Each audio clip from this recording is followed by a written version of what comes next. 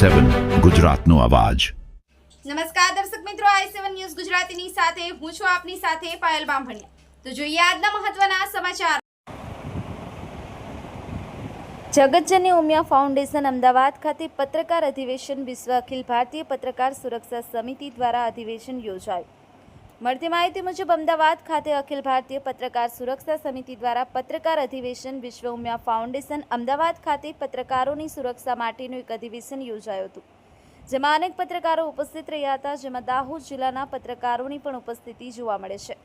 પત્રકારો જેમ આર્મીના જવાનો ખડેપગે દેશની સુરક્ષા કરે છે, તેમ દેશના પત્રકારો પણ લોકશાહીનું ચોથું સ્તંભ છે અને દેશ દુનિયાને પોતાના જીવને જોખમમાં મૂકી અને સચોટ માહિતી આપવા માટે કવરેજ કરતા હોય છે।